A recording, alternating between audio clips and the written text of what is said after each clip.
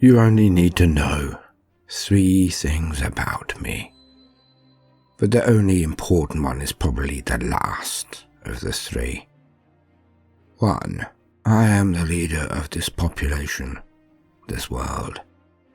2. I am called the Archduke Somnambulus. And 3. I do not sleep anymore. I cannot remember the last time I slept for more than half an hour, and that was snatched in a meeting. They were droning on and on interminably. Sandbags of all things. These poor fools think that sandbags will help. They have no idea. I dare not tell them. If I did, then they would all just roll over and die. Would go limp with disbelief, or tear their hair out and scratch their own faces off in the despair of it all. I know. Holy Throne, I know. I am being visited by it every night, every day, for over a fortnight now. Why won't it just end it, please? I tried to sleep during the day, but that became a death sentence to anyone in my presence. I can barely hear what people are saying anymore. I look at them through glazed eyes and attempt to keep my countenance steady, my bearing regal. They must never know. It is well that the vast majority of the time all I am asked for is my assent, my blessing. Their lips move. They pass me papers while doing this. They indicate where I should sign if I am in agreement. This only happens if it is important, of course. The vast majority of the things they consult me on I just nod, and it is made so. I am, after all, the governor of this world. I hold the power of rule, passed down to my family since the times of the Great Crusade, from our God-King, the Emperor of mankind himself. I represent his will and his purity and wisdom on this planet, this Tremlin 5. But he does not save me. He does not help me. Long have I prayed for his rescue from this plight, but to no avail. When it hangs above me, staring at me through the night, I sometimes feel the Emperor does not really exist. This thing warps my mind with the fatigue it enforces. The first time I saw it, there, above me, simply hanging from the ceiling, I called for my guards in a panic. I have never done this again. It dropped down and slaughtered them as they came through the door, one after another, without pause, restraint, without clemency. It beheaded, gutted, strangled, and sliced its way through 2 score of my men before it left.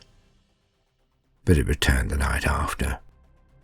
Despite me being in a different palace, despite me being in a different city, it was there. But this time I did not call for help. I did not see the point.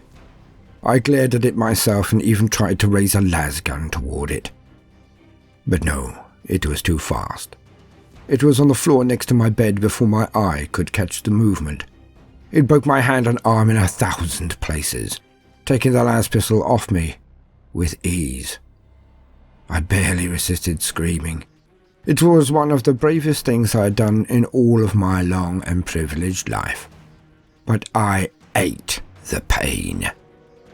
If I had cried out, there would only have been a repeat performance of the night before. And I loved these men and women in this city, where I grew up, where I was crowned. I would not call them in to be slaughtered so. It left at first light. I called for assistance when it had been gone for over a quarter of an hour. The longest of my life, I had thought then. But called for assistance I did. I explained that I had slipped badly. They must have twisted it in the night. My arm, of course.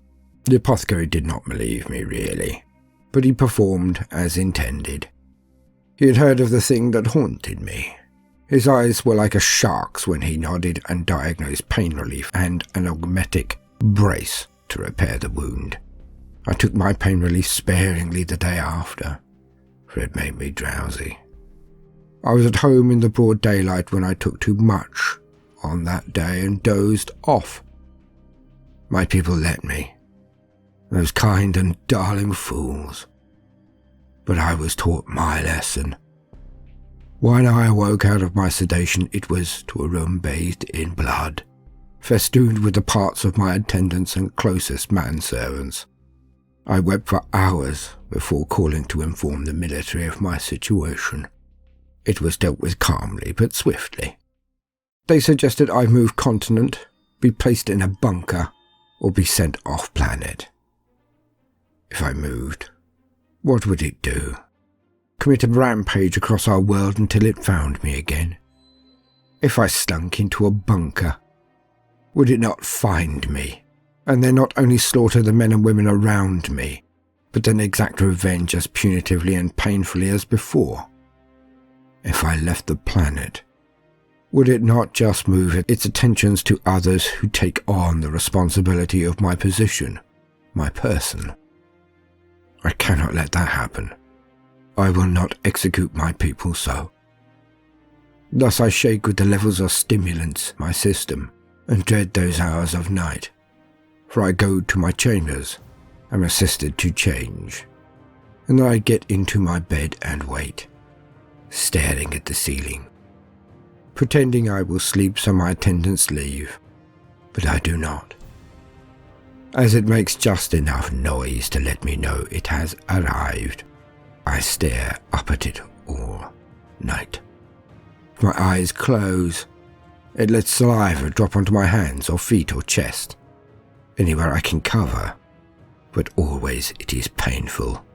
Not only the touch of its spittle, but it has a stinging, burning effect.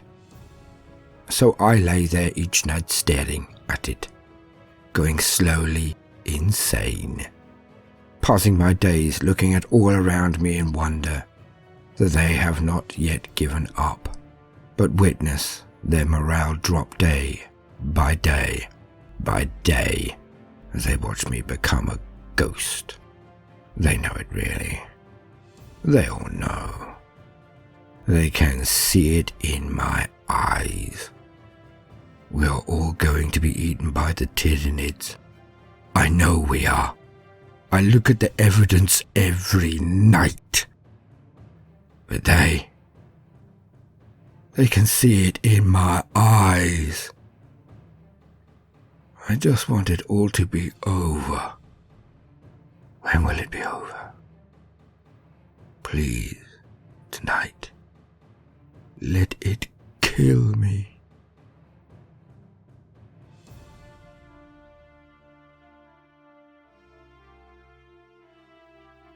And it is time again for you, the gentle listeners, to take charge and forge the narrative. Our poor Archduke Somnambulist does seem like he needs help, but is that the fate he should receive in the Warhammer 40k setting, universally known as the Grimdark? So, as usual, there are 3 options, not 2, not 5, but 3, and 3 is the counting of the options. If you wish to forge the narrative and take control, then please hit the comments section and write down the capital letters of your choice of option. Alas, there are now many hundreds of votes being counted, so do be kind and make them the first thing in your comment, then leave a gap between the vote and any other comments you wish to make. It is now taking literally hours to count results, so do please stick to the format for me, please. Now, the options, of which there are 4. Sorry, no, that is 3. 3 options. Option 1, DL, Delta Lima, equals death. Our Archduke is given the Emperor's Peace by death by Lictor, DL. Option 2, DP, that's Delta Papa. The Archduke takes the ultimate decision and ends it personally. Death by his own person. DP. option 3. AS. That's Alpha Sierra. The Archduke is saved. But who will save him? Well, that will be up to me, or ingenious suggestions in the comments section, as with the same Han White Scars duel. Vote now. DL for death by Lictor, DP for death by person, or AS, Archduke saved. Thank you.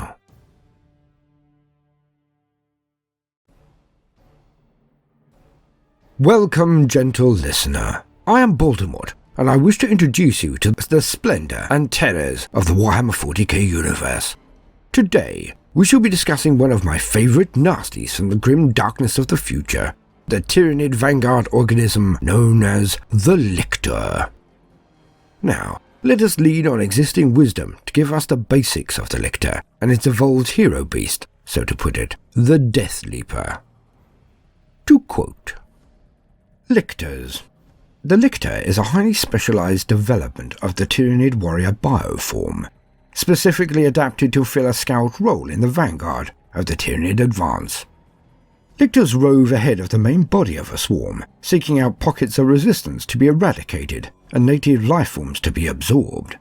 Able to move swiftly and without sound through even the densest terrain, and concealed by a chameleonic carapace that renders it all but invisible to the naked eye, a Lictor can remain hidden until it chooses to strike.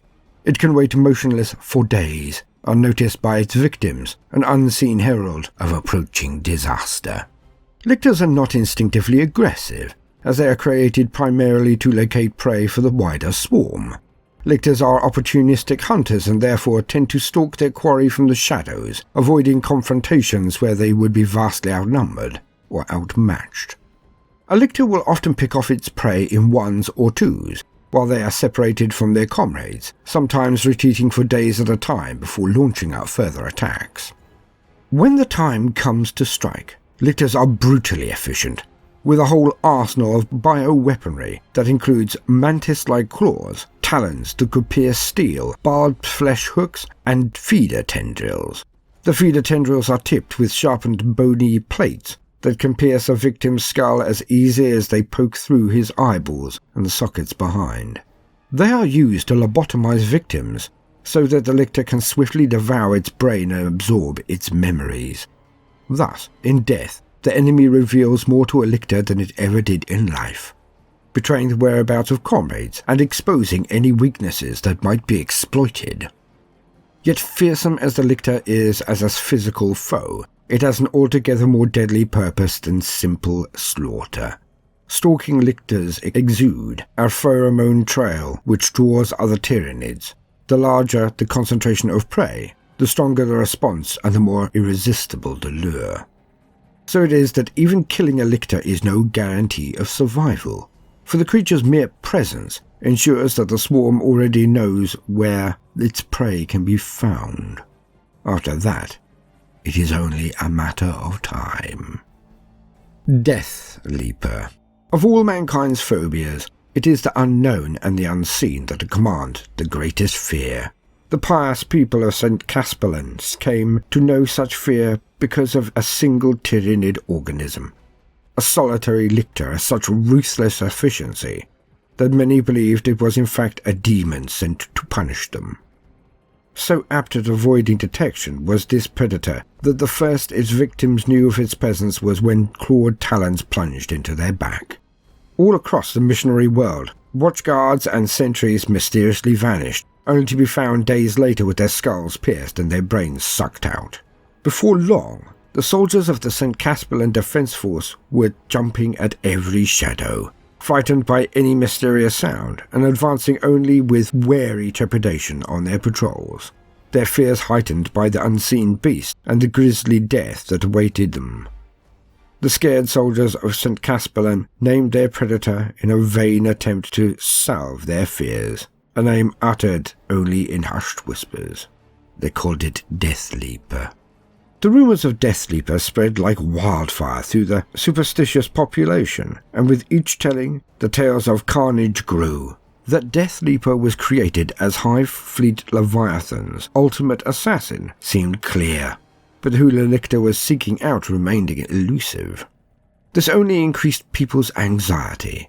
After all, it could be after them. However, Deathleaper was far more than just a mindless assassin. This is a task any Lictor can perform. Deathleaper was the perfect terror weapon, one crafted to destroy the enemy's morale and break their will to oppose the swarm. On St. Caspelin, Deathleaper instinctively sensed that the execution of the planet's spiritual leader, Cardinal Salem, would have only accomplished the creation of a martyr, stealing the resolve of the St. Caspelin people in the face of the approaching High Fleet.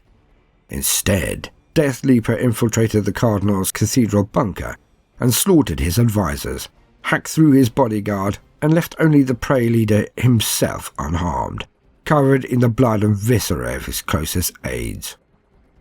Like a monstrous predator toying with a mouse, Deathleaper repeated the gruesome carnage for 10 days, bypassing the ever-increasing levels of security each time to come within a claw's grasp of the Cardinal before mysteriously fleeing from the bloody scene.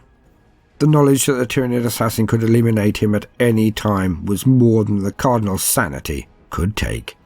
His daily broadcasts became increasingly frantic, and his panic-stricken paranoia and broken mind did more to break the morale of the St. Caspelin defense forces than any mere execution could have.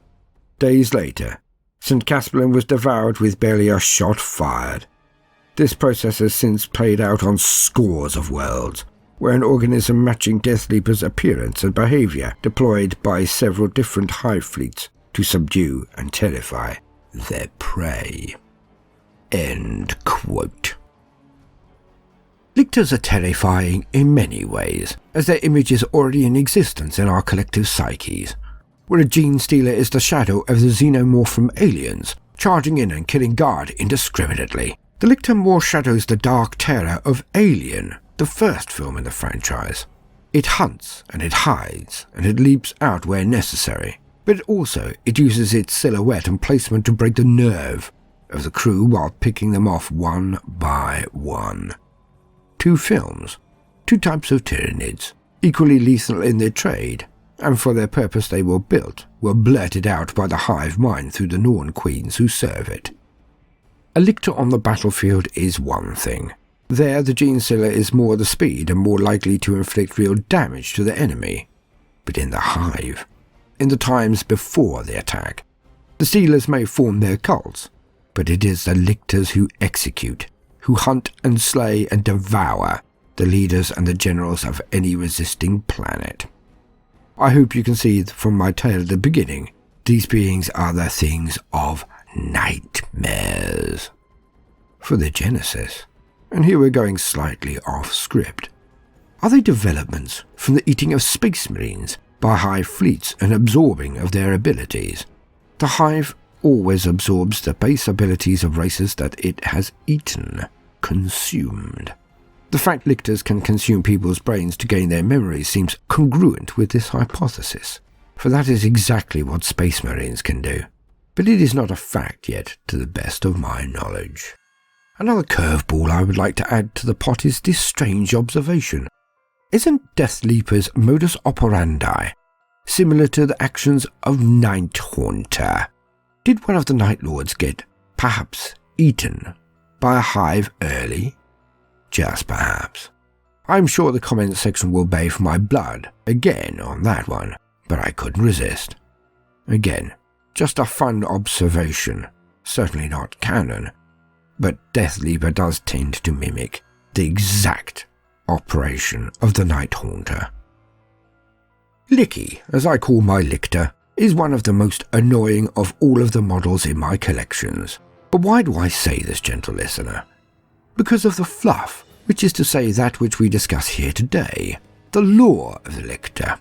So often we hear that nothing matches the lore, which is as it should be. If the figures on the board were actually as devastating as they are in the lore, any game would take mere moments to perform. The carnage would be horrendous, and the reason to paint all of the wee men and women, tanks and planes would be almost immediately dulled.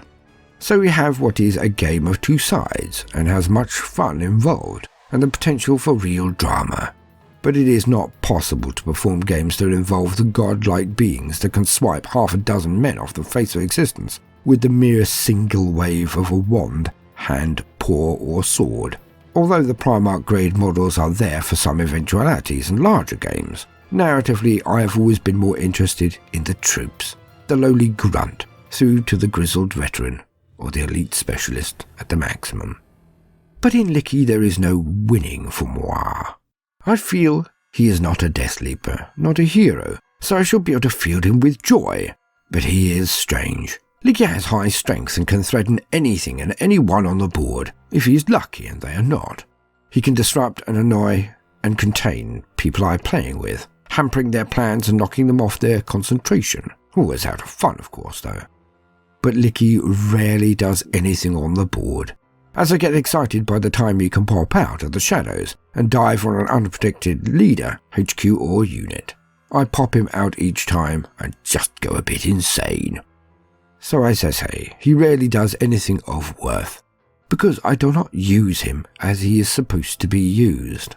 So to me, Little Licky is one of my most annoying units. He could be an utter scourge to the enemy, meaning he cannot be ignored, but his ability to deliver, due to me using him badly, is always muted at the maximum. Why say all this? To show a point. Sometimes it is the player and not the unit or army at fault. I should be more restrained, manage my expectations, buy 2 more, and then use them in a gang, upgrade him to a Deathleaper. Any of the above. My point?